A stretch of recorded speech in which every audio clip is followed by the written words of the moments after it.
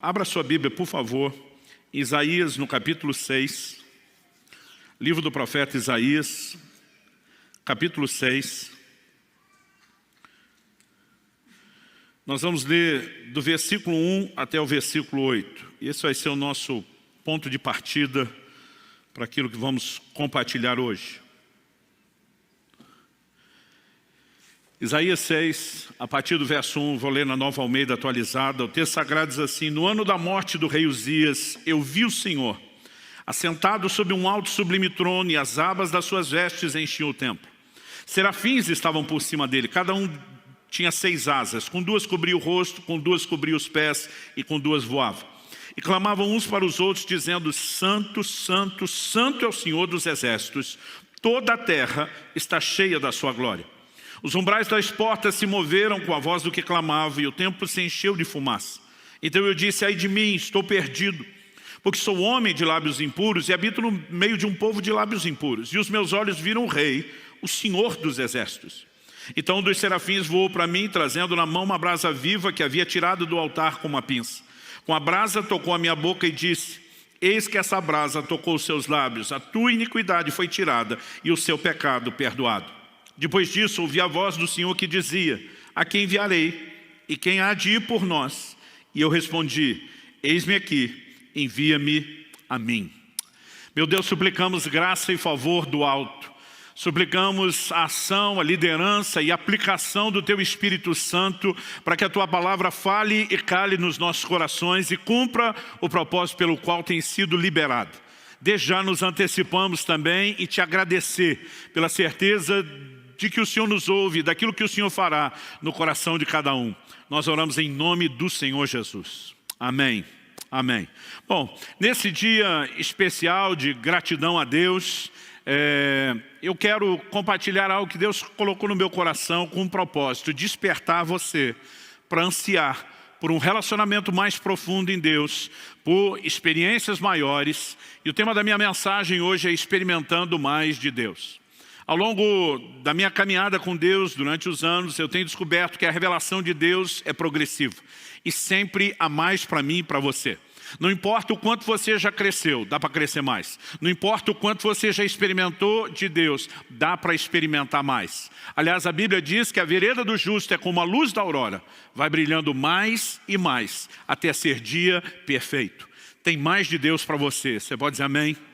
Sabe, querido, nós temos vivido dias que têm chacoalhado muita gente, esse mais de 1 ano e meio de pandemia, mas eu quero lembrar a você que Deus não deixou de ser Deus, não deixou de ser extraordinária, incomparável, imensuravelmente grande, poderoso, e Ele há de fazer coisas extraordinárias nessa terra, na minha vida, na sua vida, e eu creio que Ele quer despertar em nós esse anseio. Eu me lembro que nesse processo de descoberta de que há cada vez mais e podemos entrar cada vez mais profundo nesse lugar de relacionamento em Deus, eu me lembro que em meados da década de 90, eu estava vivendo um momento assim de um despertamento. Me bateu aquele desespero de dizer: eu não posso encontrar um teto, não posso ficar aqui parado, limitado, eu quero mais de Deus. E eu estava não apenas buscando a Deus nos meus devocionais diários, no momento de oração que também tínhamos diariamente pela igreja na manhã. Parece que os cultos e mesmo as reuniões das células não eram suficientes, era um momento de tanta fome, de tanto anseio, de tanto desespero, que a gente improvisava vigília quase toda noite. Eu me lembro que essa época era inverno, e eu morava em Guarapuava, no interior, que chega a ser mais frio do que aqui. A gente já andava no carro com kit vigília. Normalmente gostávamos de enveredar para o meio do mato para orar, e no inverno não era uma tarefa fácil. Então a gente sempre tinha um casaco a mais, cachecol, luva, gorro. A gente andava com as caixas de papelão já abertas no porta-mala para poder forrar o chão e aguentar orar de joelhos naquele inverno. E eu lembro desse momento, esse anseio de Deus. Às vezes terminávamos um culto, e não é que o culto não foi bom, mas a gente queria mais. E tinha um grupo de irmãos, os fominhas ali, que a gente numa troca de olhares já estava combinando. Vai rolar a vigília depois, e a gente nessa levada. Então eu lembro nesse momento, minha oração quase que diária era: Senhor, eu quero experimentar mais, eu quero experimentar mais, eu quero entrar nesse lugar mais profundo. E foi num desses momentos de oração que o Espírito Santo me dirigiu até esse texto de Isaías capítulo 6, Eu gostaria que você olhasse para esse texto não apenas como um relato de um episódio na vida de Isaías, ou mera e simplesmente uma menção de um momento na história, né, do povo de Deus, o povo da aliança que Deus fez com Abraão, os hebreus, mas que você pudesse olhar para isso como algo que serve para mim e para você. O apóstolo Paulo diz: tudo quanto foi escrito para nosso ensino foi escrito. Ele também diz aos coríntios que essas coisas que aconteciam, né, aos santos do Velho Testamento foram registradas para nossa advertência, para nosso exemplo. E Deus, por meio desse texto, começou a me inspirar. Eu já vi muita gente dizendo que esse é o momento do chamado que Isaías tem para o ministério, quando ele ouve a pergunta: quem enviarei, quem há de ir por nós? E diz: eis-me aqui, Senhor, conta comigo. Mas a verdade é que Isaías já estava no ministério. Desde o capítulo 1, ele já está profetizando, ele já está servindo a Deus. Mas esse é o momento onde Isaías tem uma experiência ainda mais profunda com Deus. Mesmo em relação ao chamado para o ministério, ele é chamado para uma dimensão mais profunda, e não que ele não estivesse fazendo nada. E de repente eu comecei a pensar no que foi essa experiência. Tirando o aspecto místico, que deve ter sido impactante, de uma visão que ele tem no templo. Quando você começa a observar, a analisar aqui o desenho da experiência, algumas coisas me chamaram a atenção. Eu queria destacar 5 aspectos dessa experiência de Isaías, esperando que isso empolgue você. Em primeiro lugar, ele tem uma nova revelação de Deus. A revelação tanto da santidade de Deus como da realeza de Deus é algo singular até então nas Escrituras. Ele diz: os meus olhos viram o rei. Ele diz: ele estava sentado num trono. Trono é a cadeira dos governantes. Ele diz: as orlas do seu manto enchiam o templo. Ele está falando do manto real. Ele tem a revelação de Deus na sua santidade, na sua realeza, uma percepção, né, nunca antes experimentada, e talvez uma revelação que Deus não havia comunicado de maneira clara. Em segundo lugar, a Bíblia diz, né, que a voz daquele que clamava, uma referência aos serafins, a Bíblia diz que os limiares do templo foram chacoalhados. O templo era o centro, a sede de todo o culto e de toda atividade religiosa. Embora Deus se manifestasse lá, é óbvio, né, que não havia nada necessariamente sagrado no templo, a não ser a manifestação da presença de Deus. Mas quando Deus chacoalha aquela estrutura, de alguma forma, né, o que ele falou e inspirou o meu coração, analisando a experiência de Isaías, trazendo uma aplicação já bem personalizada, é que todos nós precisamos de uma experiência que chacoalhe os alicerces de religiosidade da nossa vida. Que nos leve a não apenas permanecer dentro das regras de funcionamento.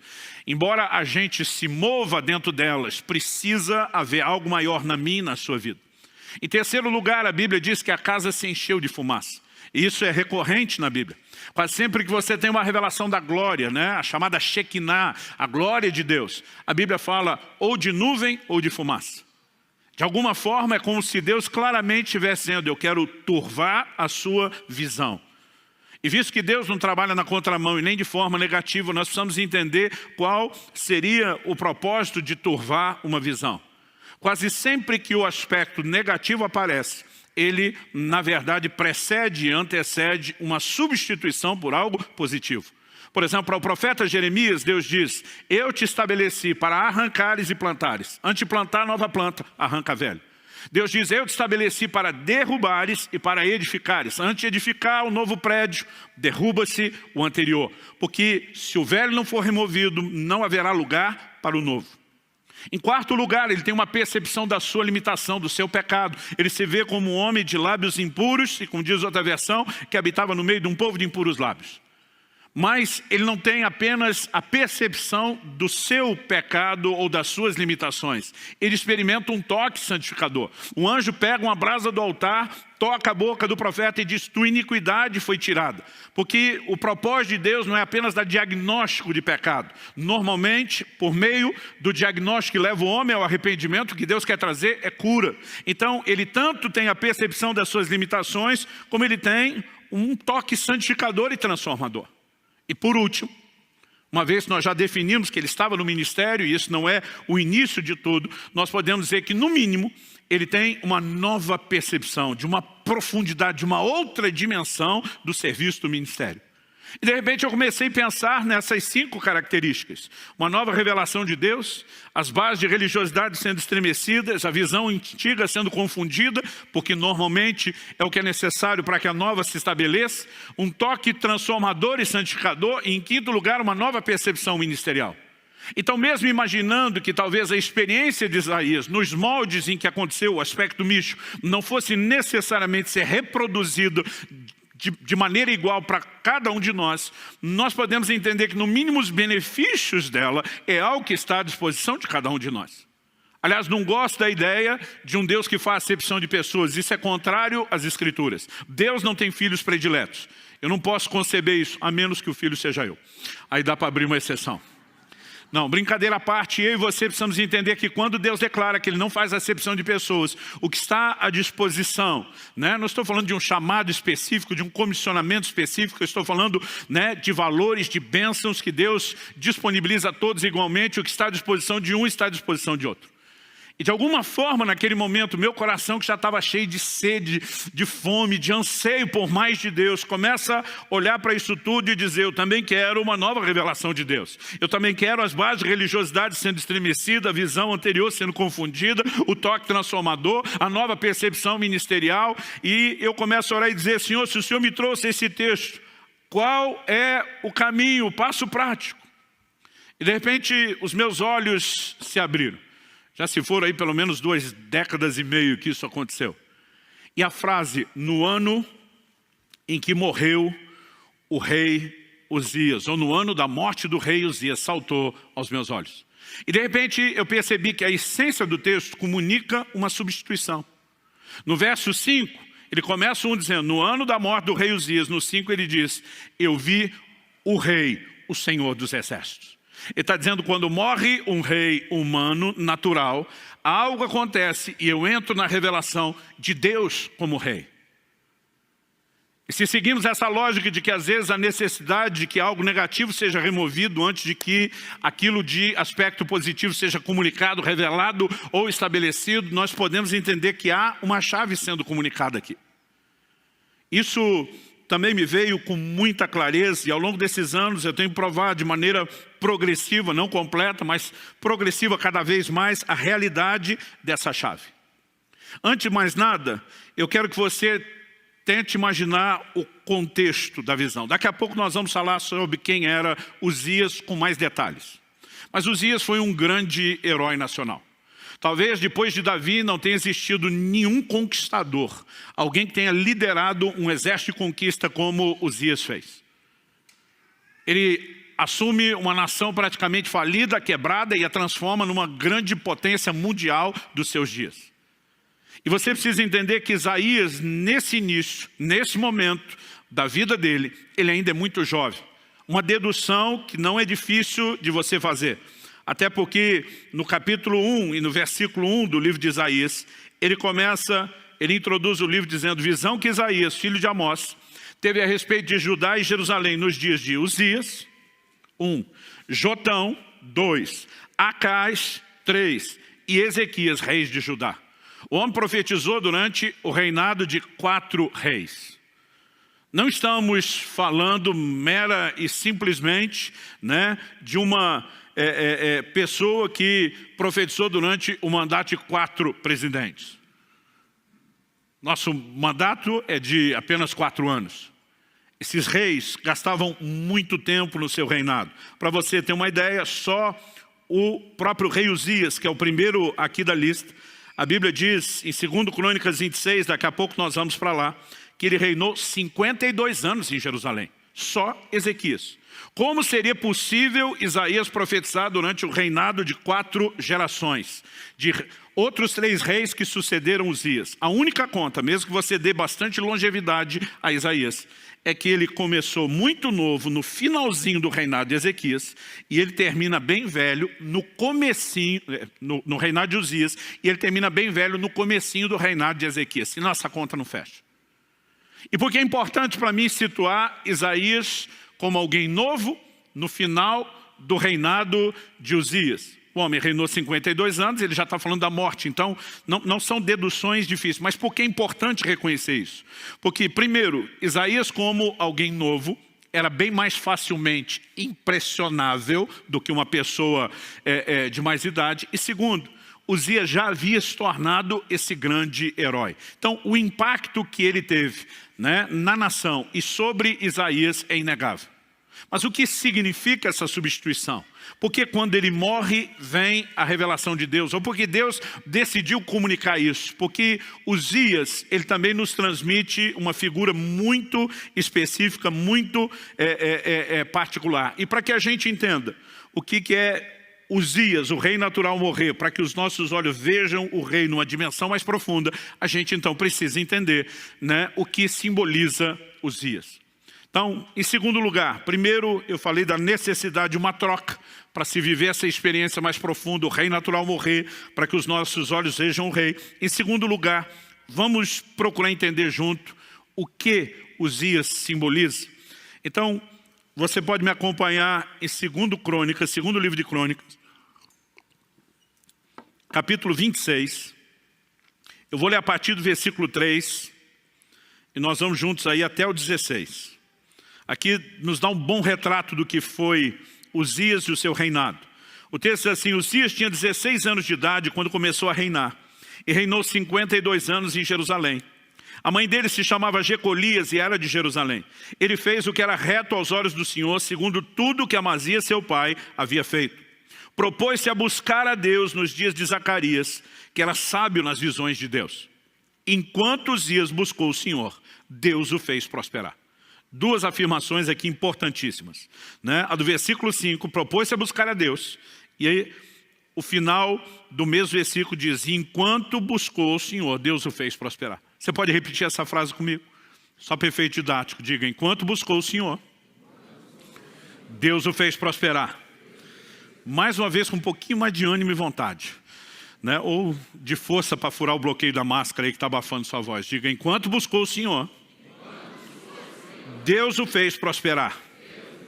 Agora, a partir do versículo 6, nós temos um resumo do que foi essa prosperidade. O texto diz: ele foi e guerreou contra os filisteus, destruiu as muralhas de Gate, de Jabne e de Asdod, construiu cidades no território de Asdod e entre os filisteus. Deus o ajudou contra os filisteus, contra os árabes que moravam em Gur-Baal e contra os meunitas. Os amonitas pagavam tributo a Uzias, que chegou a ser tão poderoso que a sua fama se espalhou até a entrada do Egito. A frase até a entrada do Egito não significa muito para nós. Mas quando a Bíblia está falando aqui dos filisteus, dos amonitas, dos povos em volta, está falando da expansão do reinado de Uzias. O Egito, que foi uma grande potência na antiguidade, nos dias de Uzias, ficou recolhido do portão de casa para dentro. Quando a Bíblia diz sua fama foi até a entrada do Egito, está dizendo isso: o Egito não saía, permaneceu forte apenas no seu território, e Uzias estabeleceu o seu domínio a ponto de manter Faraó e o seu exército dentro do quintal de casa, sem sair ou avançar para lugar nenhum. O verso 9 diz o seguinte: Uzias construiu torres em Jerusalém, junto ao portão da esquina, junto ao portão do vale, junto ao portão do ângulo, e as fortificou. Também construiu torres no deserto e cavou muitas cisternas, porque tinha muito gado, tanto na Cefelá como nas campinas. Tinha lavradores e vinhateiros, nos montes e nos campos férteis, porque era amigo da agricultura. Aqui a Bíblia fala não só do investimento na agropecuária, que era o que movimentava a economia, né? Mas fala de todas as estruturas de defesa. Esse camarada assume uma nação praticamente falida, quebrada, e vai transformando ela paulatinamente ao longo dos anos numa grande potência. O texto continua e diz no 11, Uzias tinha um exército de homens preparados para a guerra, que saíam para a batalha em tropas, segundo a lista feita pelo escrivão Jeiel e pelo oficial Maazéia, sob a direção de Ananias, um dos oficiais do rei. O número total dos chefes das famílias, homens valentes, era de 2.600. Isso aqui era só a tropa de elite. 13. Debaixo das suas ordens, havia um exército guerreiro de 307.500 homens, que faziam a guerra com grande poder, para ajudar o rei contra os seus inimigos. Uzias preparou para todo exército escudos, lanças, capacetes, couraças, arcos e até fundas para tirar pedras. Em Jerusalém ele fabricou máquinas inventadas por homens peritos que foram colocadas nas torres e nos cantos das muralhas para atirarem flechas e grandes pedras. A fama de Uzias se espalhou até muito longe, porque ele foi maravilhosamente ajudado. Lembra que o versículo 7 diz que Deus o ajudou. Aqui o texto diz que ele foi maravilhosamente ajudado. E aqui é onde começa a entornar o caldo. Verso 15. Até que se tornou muito poderoso. Uzias, ele encarna como talvez quase nenhum outro personagem bíblico o faz, o que nós podemos chamar da busca interesseira. Ele busca a Deus, enquanto ele busca o Senhor, Deus o faz prosperar, até que se tornou poderoso. Então, verso 16 dá início ao processo de ruína e diz: mas depois que Uzias se tornou poderoso, o coração dele se exaltou, outra versão diz, se corrompeu para a sua própria ruína. E daqui a pouco nós vamos falar do pecado dele. Mas Uzias representa alguém que busca a Deus, usando Deus apenas como meio para alcançar os seus objetivos, o seu próprio fim, aquilo que estava no seu coração. É lógico que o ser humano, por natureza pecaminosa, diga-se de passagem, tem essa inclinação. Não podemos dizer que isso é exclusividade de Uzias. E justamente por não ser um problema só dele, e ser um problema generalizado, é que Deus pode usá-lo como uma figura para algo que precisa ser trabalhado nas nossas vidas. E naquele dia, o que Deus falou com muita clareza: se você quer experimentar mais, se você quer, usando a linguagem de videogame, que eu aprendi com meu filho quando garoto em casa, se você quer passar de fase, se você quer ir para o próximo nível, se você quer experimentar algo mais, Uzias tem que morrer. E quando Deus está falando de Uzias como aquele que simboliza a busca interesseira, eu começo a lembrar não só dos textos bíblicos. Por exemplo, Jesus, sabemos lá por Lucas, pelo relato de Lucas 17, 12 a 19, que ele cura 10 leprosos. Desses 10, só um volta para adorá-lo, para agradecer. Jesus pergunta para ele: onde estão os outros 9? Jesus não estava com isso, né, responsabilizando ele como se fosse uma espécie de chefe de sindicato dos ex-leprosos curados. Mas Jesus está desabafando, pondo para fora algo da sua própria alma. Cadê o resto da galera? Todo mundo foi curado. Mas 9 daqueles 10 só precisavam da cura. E depois de obter aquilo que queriam, não queriam mais nada de Jesus, a não ser o que já tinham alcançado. Só um volta para dar continuidade ao processo. E muitas pessoas buscam a Deus nas suas necessidades, né, movidos unicamente pelo interesse de resolver aquilo. E a partir do momento que conseguem o que querem, eles tratam Deus como algo descartável. Eu lembrei não só dos textos bíblicos, eu lembrei de N situações que eu já tinha vivido no ministério, apesar de estar ainda nos primeiros anos do ministério pastoral. Eu comecei a pensar em quanta gente chegou na igreja precisando de cura e depois que foi curado, desapareceu. Eu comecei a lembrar de quanta gente chegou precisando de um milagre no casamento e quando as coisas deram uma melhorada, não era nem que estava resolvido, já sumiram de cena. Eu lembrava de casos específicos. Lembrava de uma vizinha que eu evangelizei tanto, convidei tanto para ir para a igreja, nunca podia. Mas no dia que apareceu uma macumba daquelas feita na porta da loja dela, ela desesperada: eu preciso de Deus, eu preciso de oração.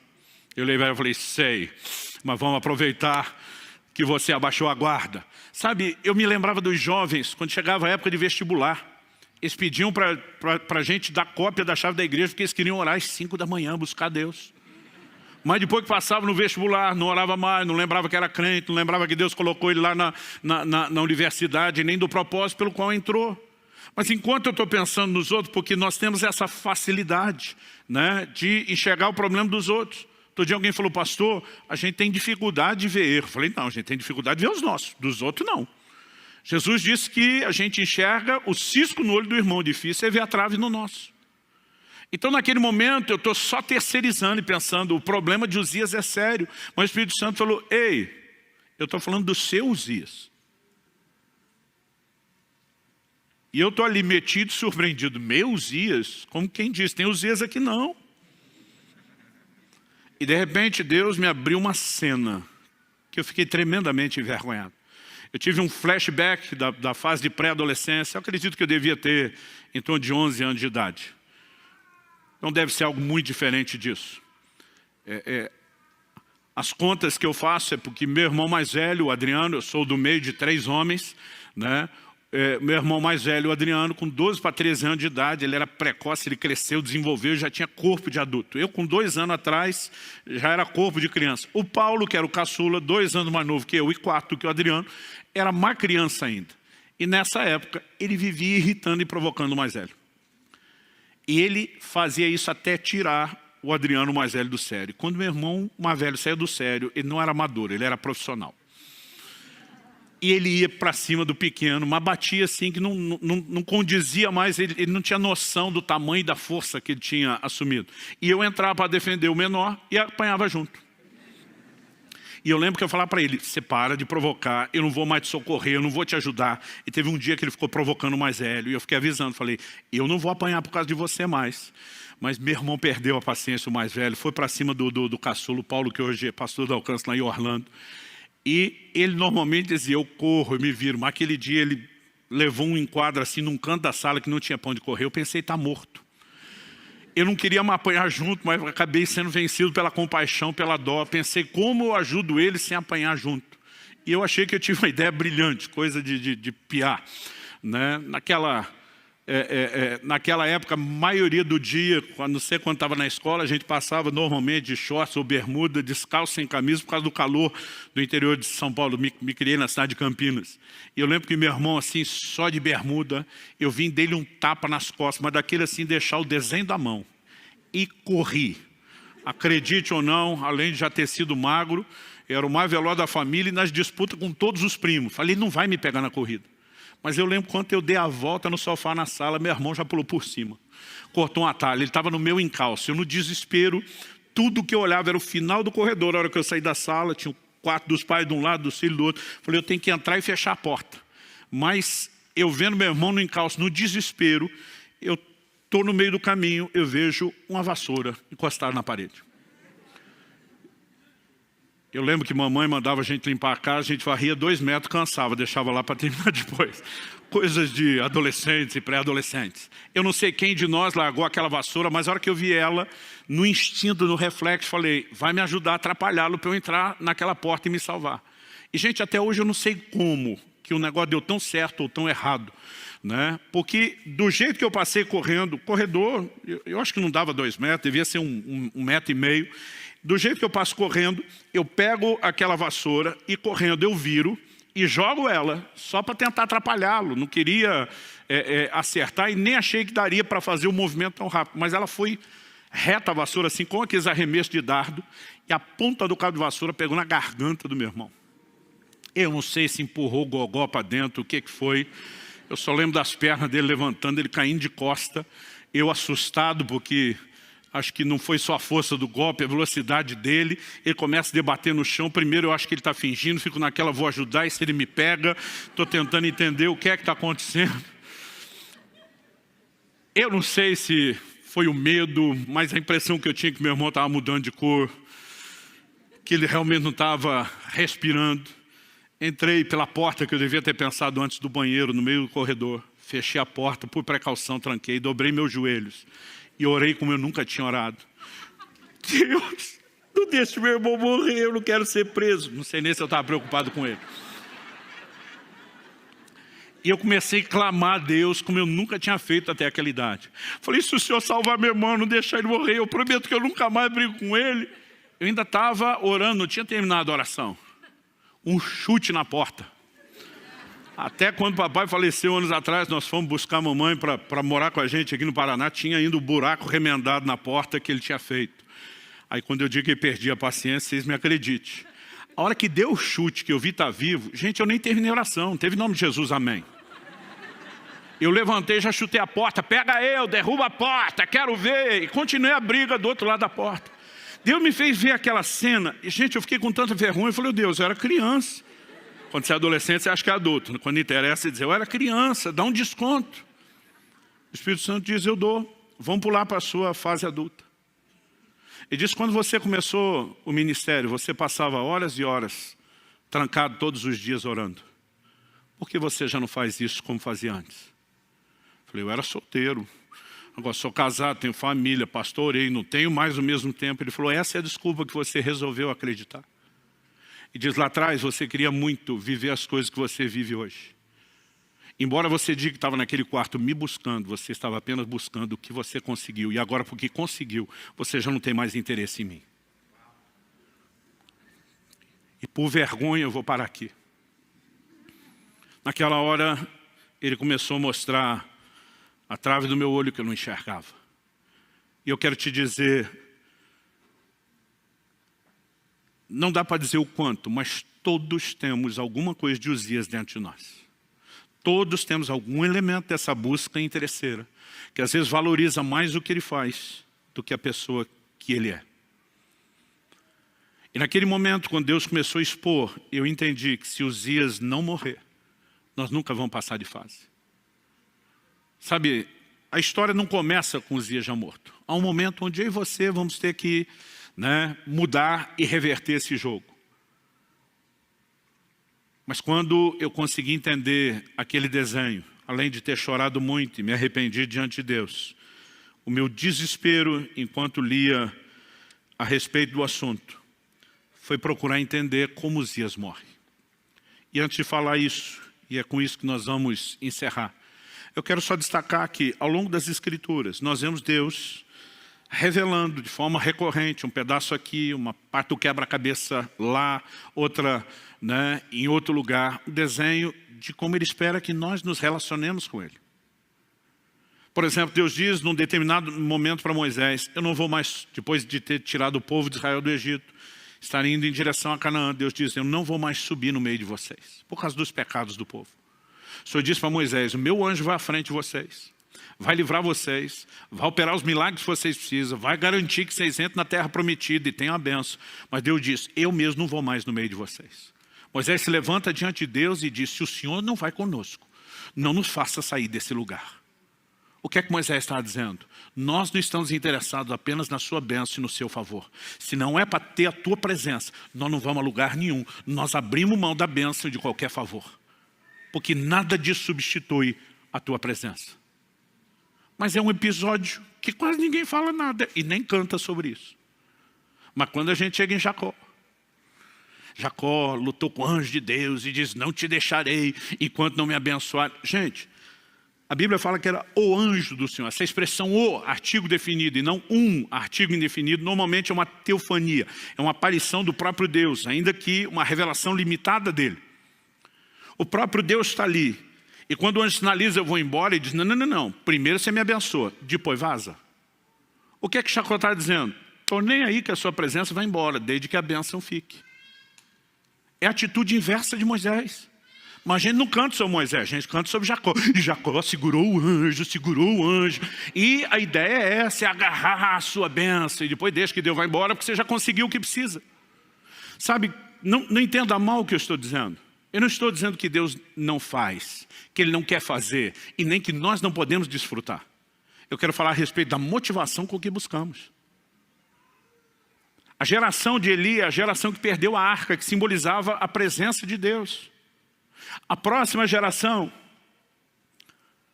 a geração de Davi, é a geração que trouxe e recuperou a arca. Há uma diferença enorme entre a geração que perdeu e a que recuperou. A que perdeu tratou Deus como? Como um mero amuleto, uma espécie de talismã. Um resolve tudo. Eles travam uma guerra contra os filisteus, na primeira batalha perderam. Aí alguém tem a brilhante, entre aspas, ideia. Vamos trazer a arca de Deus para o campo de batalha. Israel até então, a coisa ia ficar pior depois, mas nesse momento, era o momento de maior apostasia da história da nação. Eles já não vão a Siló, onde o tabernáculo estava, já não iam lá para buscar e adorar o Senhor, mas na hora do problema traz a arca. Porque agora nós precisamos que Ele resolva. Como diz o ditado antigo, quando a água bate na região lombar, as pessoas lembram de buscar Deus. A região lombar ficou mais polido, né? Tá bom assim, meu amor? Você que sempre me ajuda a ser minha melhor versão. Quando eles tratam Deus e a presença de Deus dessa forma, qual foi o resultado? Eles perderam a arca, perderam a presença. Porque toda e qualquer pessoa, em qualquer momento ou época da história, que busca Deus só porque por causa daquilo que Ele faz, vai acabar perdendo aquilo que Ele é. Mas a geração de Davi assume o reino, um dos primeiros atos. E não é à toa que ele é chamado de homem segundo o coração de Deus, não é porque era perfeito, que nós sabemos que não era. Um dos primeiros atos dele, ele diz, a arca volta. E quando ele traz a arca de volta, ele levanta uma tenda, ele coloca a arca que simbolizava a presença de Deus no centro. Ele coloca os levitas 24 horas por dia, 7 dias por semana, ninguém pedindo nada, apenas dizendo, o Senhor é bom e a sua bondade dura para sempre. Agora, o interessante é que se você olhar tanto Davi como Moisés, que nesse sentido entenderam o cerne do relacionamento, foram duas das gerações na história do povo de Deus que mais experimentaram o que Deus pode fazer. Desde os dias de Josué, a terra prometida nunca tinha sido conquistada na sua totalidade. O primeiro que conseguiu isso foi Davi. Então você olha para o Moisés dizendo, se a tua presença não vai conosco, nós não vamos a lugar nenhum. E você encontra em Moisés a geração que mais experimentou milagres. Eu não estou aqui pregando contra a intervenção de Deus. Eu estou falando da necessidade de ajustes na nossa motivação para que a gente possa experimentar até mais do que Ele pode fazer.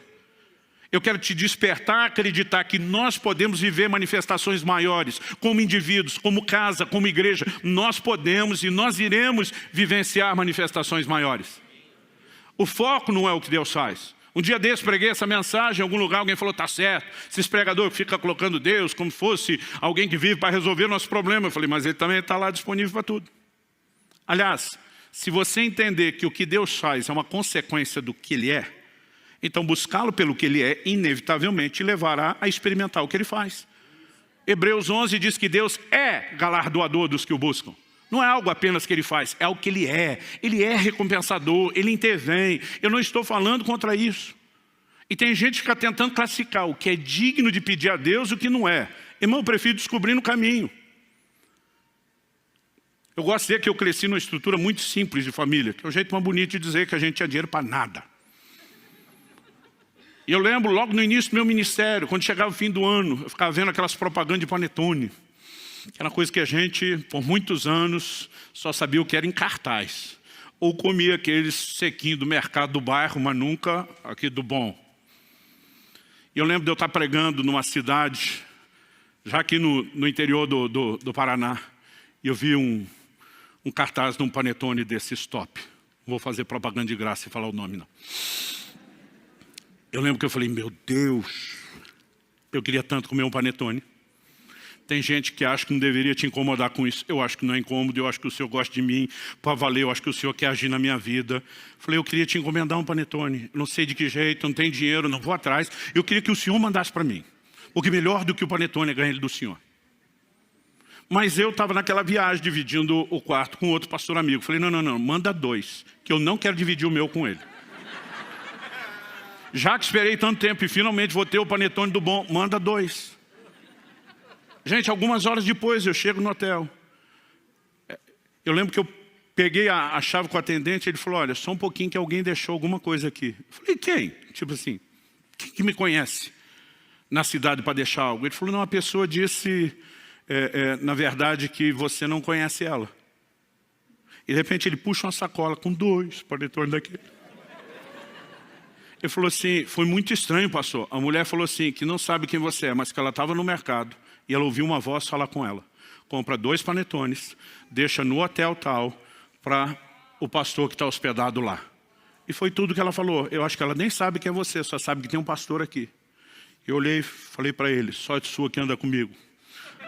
Participa do despojo. Sabe, querido, eu não estou aqui te dizendo que nós não podemos ver coisas assim que para alguns é simples. Todo dia alguém falou, não vou incomodar Deus com isso. Falei, se você acha que é incômodo, fica aí sem experimentar. Então preste atenção, não estou falando contra o que Deus faz. É o nosso resultado, nós podemos experimentar mais do que Ele faz. Estou falando a respeito de motivação com a qual nós o buscamos. E se nós pararmos de tratar Deus só como quem faz, porque Ele prometeu fazer, Ele que nos encorajou a orar e clamar crendo que Ele faria. Então nós não estamos tentando falar contra o fato de Deus fazer. Mas nós também não podemos tratá-lo apenas como uma espécie de amuleto, de talismã, de resolve tudo e nada além disso. Dá para entender a diferença? Bom, para nós terminar, como Uzias morre? Nós paramos de ler no verso 16 e vamos retomar no verso 16 de 2 Crônicas 26. O texto diz, mas depois que Uzias se tornou poderoso, o coração dele se exaltou para a sua própria ruína. Ele cometeu uma transgressão contra o Senhor seu Deus, pois entrou no templo do Senhor para queimar incenso no altar do incenso. Porém o sacerdote Azarias entrou atrás dele, acompanhado de 80 sacerdotes do Senhor, homens da maior firmeza. Muitas versões traduziram homens corajosos. Eles enfrentaram o rei Uzias e lhe disseram, não compete a você, Uzias, queimar incenso diante do Senhor, mas aos sacerdotes, filhos de Arão, que são consagrados para esse serviço. Saia do santuário, porque você cometeu uma transgressão. Isso não lhe trará honra da parte do Senhor Deus. Então Uzias se indignou. E é com a indignação de Uzias você vai entender que a Bíblia chama Azarias e esses 80 sacerdotes de homens corajosos. Eles vão enfrentar o rei. Eu não sei você, mas quando criança eu ficava pensando, devia ser muito legal ser rei. Fazer o que você quiser, mandar em todo mundo, ter todos os seus desejos atendidos. Esse não é o tipo de gente que espera ser confrontado ou corrigido por ninguém. E por que eles vão em 80? Porque o rei não andava sozinho em lugar nenhum. Sempre tinha uma guarda pessoal para cuidar dele, para protegê-lo e para retalhar quem se levantasse contra o rei. Mas quando a Bíblia está chamando eles de corajosos, eles sabem o risco ao qual eles estão se expondo. Mas o posicionamento de indignação deles é maior do que a indignação de Uzias em si mesmado apenas consigo mesmo. Eles são indignados com a violação de princípios. Como que esse cara agora acha que porque foi abençoado por Deus, pode tratar Deus dessa forma e entrar nesse lugar que não pertence a ele? Só os sacerdotes levitas podiam oferecer o incenso. Mas de alguma forma, às vezes, até pessoas que vivem intervenções de Deus, elas começam a achar que são leis para si própria, né? Ou que porque Deus, de alguma forma, agiu em seu favor, as atendeu, as honrou, elas acham que estão acima das demais. Eles confrontaram. E nesse confronto, o que aconteceu? O texto diz, 19, Uzias se indignou. Ele tinha um incensário na mão para queimar incenso. No momento em que ele se indignou contra os sacerdotes, a lepra lhe saiu na testa, ali mesmo, na presença dos sacerdotes, na casa do Senhor, junto ao altar do incenso. Quando o sumo sacerdote Azarias e todos os sacerdotes se voltaram para ele, eis que ele estava leproso na testa. Então apressadamente o tiraram dali, e até ele mesmo se apressou em sair, visto que o Senhor o havia ferido. Quem o feriu? O Senhor. Agora, por que o Senhor o feriu? Porque sacerdotes que não foram mandados, mas tiveram o bom senso de entender aquela desordem, aquela bagunça, o resistiram. Aqui nós temos a combinação de responsabilidade humana com intervenção divina. Quando nós assumimos um posicionamento claro, sensato, de acordo com aquilo que Deus já estabeleceu na sua palavra, e nos posicionamos, nós podemos ver o que é que Deus vai fazer. Uzias não é alguém que você mata. Uzias tem que ser ferido por Deus, mas Deus não fere, sem que você fique indignado e revoltado contra as atitudes dele. O que é Uzias? É a busca interesseira. Ele vai se meter onde? Na oferta de incenso. A oferta de incenso tem uma figura muito clara no Novo Testamento.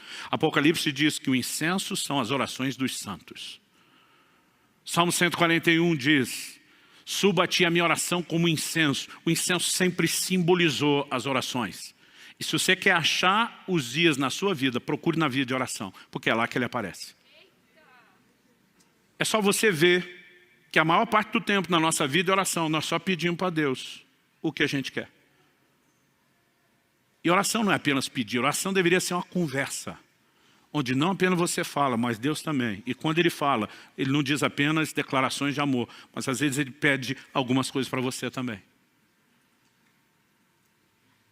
Eu lembro que uma vez eu vi um pregador dizendo que ele decidiu não pedir nada a Deus durante um tempo, a não ser um coração mais grato. Achei a coisa mais linda. Falei, vou fazer esse negócio. Gente, eu não tinha assunto para falar com Deus. Porque durante anos, toda a minha vida de oração era construída só no que eu pedia. E quando só falava, dá um coração mais grato, eu não tinha mais nada para falar. E apesar de ter achado a coisa mais linda, não funcionava para mim, porque ou funcionou mostrando o quanto de Uzias tinha na vida de oração. Agora, Uzias não morre de uma vez. A morte dele não é instantânea, não é fulminante. Eu queria estar aqui dizendo para você, Deus me enviou aqui essa manhã com uma unção assassina, matadora de Uzias. Nós vamos orar, o miserável do Uzias da sua vida vai ser fulminado tipo Ananias e Safira. Mas não é assim que ele morre. Uzias morre aos poucos, a prestação. A lepra apareceu na testa. Depois ela vai se espalhando. Ele é excluído da casa do Senhor. Se a gente continuar lendo o texto, verso 21 diz assim, o rei Uzias ficou leproso até o dia da sua morte. E por ser leproso, morou numa casa separada, porque foi excluído da casa do Senhor. Jotão, seu filho, tinha seu encargo, o palácio real, governando o povo da terra. O verso 23 vai dizer que ele morreu e foi sepultado. À medida que a lepra expandia, todo o contato com as pessoas foi limitado, ele não tem mais acesso à casa de Deus, então não tem mais acesso ao palácio, ele vai sendo isolado até que a morte finalmente se estabeleça. Uzias não morre de uma vez. E na minha e na sua vida não é um assunto que a gente resolve de hoje para amanhã. Pastor, vamos fazer uma oração no final do culto, está tudo resolvido? Não. Pode ser que o miserável de Urias saia ferido, mas a morte é um processo e depende do nosso posicionamento. Um dia alguém me perguntou, pastor, o senhor já chegou lá no Uzias mortinho da Silva? Falei, não, mas não estou mais onde estava. Mas a verdade é que quando nós avançamos nesse processo, nós começamos a descobrir uma outra dimensão de relacionamento com Deus. Quem está entendendo, diga amém. Outro dia alguém me disse, está certo, pastor. A gente tem que mesmo dizer para as pessoas que elas não podem tratar Deus dessa forma. Gente, Deus sabia que nós iríamos tratá-lo dessa forma. E me parece que Ele é tolerante por um tempo. Por quê? Porque isso tem a ver com entendimento e com maturidade. E ninguém começa com isso. 16 anos atrás, quando nós ainda estávamos nas reuniões de oração e planejamento, só a minha família, do Marciano, a respeito de começar a igreja. Tem uma cena na minha memória que eu não esqueço. Eu sentado no sofá da sala de casa, e Lissa, minha linda filha, com 4 anos de idade, do meu colo. Ela segurando na minha bochecha e dizendo, você é o pai mais lindo do mundo. Eu amo você, daí fazia carinho no meu cabelo. Eu já sabia o que vinha depois daquela sequência de elogio e carinho. Ela estendia a mão e dizia, me dá 2. E você acha que ia dar um sermão? Interesseira, me elogiou em troca. Eu, além do sorriso, dizia, toma 5. Porque era criança. E num momento como esse, dá para você ser compreensivo. Mas se hoje, aos 20 anos de idade, fosse me tratar só como se eu fosse um banco, nossa relação teria deteriorado em vez de melhorado. Paulo diz em 1 Coríntios 13:11, quando eu era menino, falava com o menino, pensava com o menino, agia com o menino. E essa é a época que Deus olha e tolera. Como eu disse, às vezes eu falo desse assunto, a gente está certo, esses pastores ficam colocando Deus à disposição para fazer. Eu falei, não, Deus se colocou à disposição, não é os pastores que colocam Deus. Jesus pregou o evangelho não apenas chamando as pessoas ao arrependimento e à fé, mas ele curava os enfermos, expulsava demônios, operava milagres. Ele mostrava que Deus tem interesse de intervir nas necessidades das pessoas. O que ele não queria quando um leproso era curado e ia embora, era não continuar o processo depois de ter apresentado e demonstrado seu amor. Aí as pessoas repetem tanto ditado que na cabeça de alguns parece já estar na Bíblia. Virou versículo apócrifo. Quem não vem pelo amor, vem pela dor. Gente, nunca conheci na minha vida alguém que veio por amor. Como é que alguém ama o Jesus que ele ainda não conhece? Ah, pastor, o senhor converteu pela dor? Não. Eu ainda não tinha feito 3 anos de idade, nem tive tempo de passar pelas dores da vida. Mas por que é que eu entreguei minha vida a Jesus? Porque disseram que se eu não fizesse eu ia para o inferno. Eu não queria ir para o inferno. Falei que era Jesus. Pesa um, pesa outro. Falei, não sou besta nem nada, não quero inferno, quero Jesus. A gente vai amá-lo depois que vai conhecendo. Dá para entender a diferença? Agora, alguns vieram por uma grande dor física, por uma grande dor emocional, mas nenhum de nós veio sem interesse. E Deus no início olha para mim e para você e diz, ainda que seja por interesse, que pelo menos você venha a mim e me permita me revelar a você. A questão não é como chegamos, é como permaneceremos. Então há um momento onde o entendimento precisa mudar, há um momento onde a maturidade precisa mudar. E se nós aprendemos com Moisés e Davi, quando buscamos a Deus pelo que Ele é, não só pelo que Ele faz, além de também ter o que Ele faz, vamos desfrutar o melhor que é quem Ele é. Mas também aprendemos com Ele e com outros, se buscarmos a Deus só pelo que Ele faz, nós vamos perder quem Ele é e, consequentemente, também perderemos o que Ele faz. Vamos ficar em pé para parecer que está acabando? Eu gostaria que nós orássemos juntos.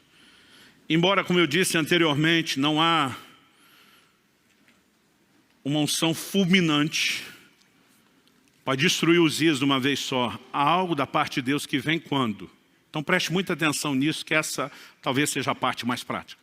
A mesma Bíblia que diz que eu e você somos o santuário de Deus, que era o lugar onde Uzias foi oferecer o incenso.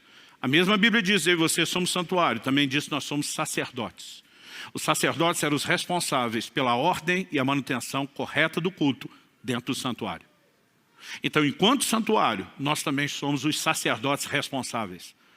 Ou seja, se tem vida devocional ou não com Deus, aí o responsável é você, não é mais ninguém. Se a presença de Deus será adorada, cultivada, né, tratada com sensibilidade dia após dia, depende de você, das decisões que você toma, de você ser responsável ou não em relação àquilo que te foi incumbido. Agora, em algum momento, aqueles homens de Deus olham para Uzias e dizem: você foi longe demais, chega, basta. E quando eles percebem Uzias que passou da conta, eles se levantam e dizem: daqui para frente essa história muda. Você não vai continuar essa busca interesseira. É no momento do posicionamento, Deus diz: esperei por isso há muito tempo. E ele fere Uzias. Um processo começa. Para que no final das contas, depois se diga: no ano em que morreu o rei Uzias, os meus olhos viram o rei, o Senhor dos Exércitos. Há uma revelação extraordinária de quem Deus é quando a busca interesseira morre. A busca continua, mas a interesseira é que tem que morrer. E quando essas coisas vão sendo mudadas e ajustadas, nós não apenas vamos poder desfrutar o que Deus mais quer nos revelar.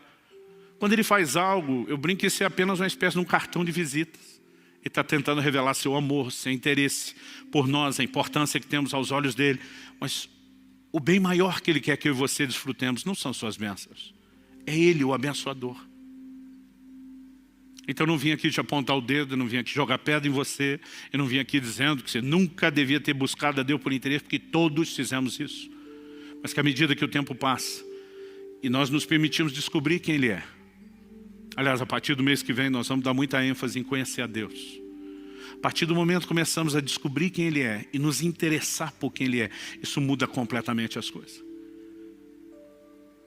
E se isso, além de redefinir o meu relacionamento com Ele, ainda pode me ajudar a ter uma nova revelação dEle, sacudir as bases de religiosidade da minha vida, turvar a visão velha, o que vai proporcionar a nova, trazer um toque santificador e transformador e uma nova percepção de ministério ainda no pacote. É muito lucro para ser ignorado ou desprezado.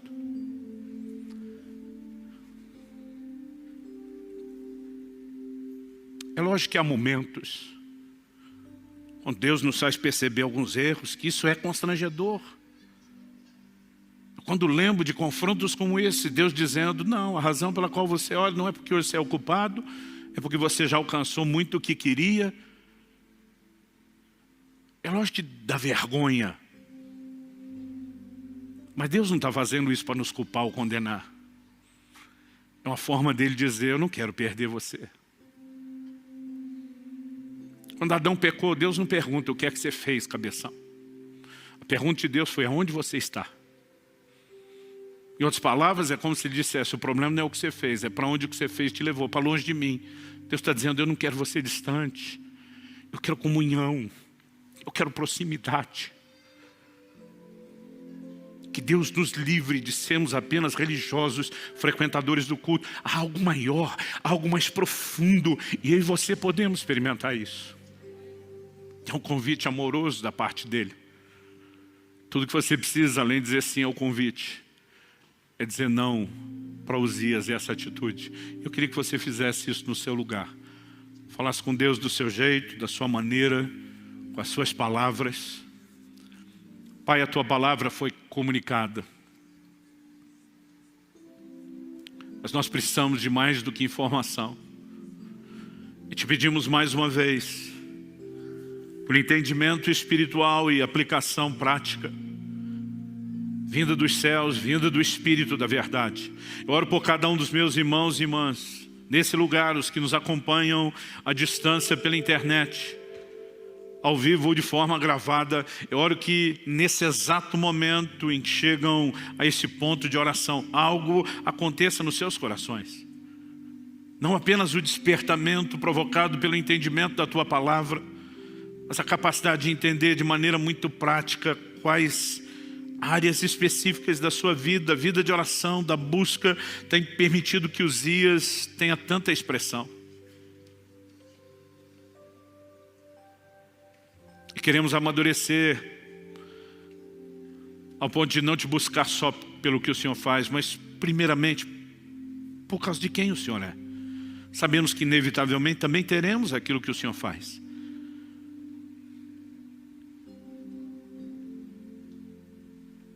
Clamamos teu toque, a expressão da tua graça nos envolvendo hoje, o auxílio do alto, não apenas abrindo os nossos olhos e nos ajudando a mapear onde estão os dias na nossa vida, mas gerando a indignação correta de dizer a Ele, basta, chega. E sabemos que se fizermos a nossa parte, o Senhor também vai feri-lo. E sabemos que quando Ele é ferido, é uma questão de tempo, Ele morre. E quando Ele morre, os nossos olhos se abrem para uma nova dimensão. Há uma nova experiência, um lugar mais profundo no Senhor. E é isso que nós almejamos. É por isso que nós clamamos em nome de Jesus. Oramos não apenas por esse momento, na vida e na história de cada um. Oramos que como igreja, Senhor, possamos adentrar os próximos anos, vivendo coisas extraordinárias da parte do Senhor, como mero efeito colateral de um povo que entendeu o que é buscar o Senhor por causa de quem o Senhor é. Que venham dias onde isso que estamos, ó Deus, falando se torne de fato uma realidade profética, uma progressão constatada, não apenas na vida de indivíduos, mas do corpo. Nós oramos em nome de Jesus. Em nome de Jesus. Se você crê e concorda, diga amém. Olá, temos uma dica incrível para vocês. Gostaria de se aprofundar no conhecimento da Palavra de Deus?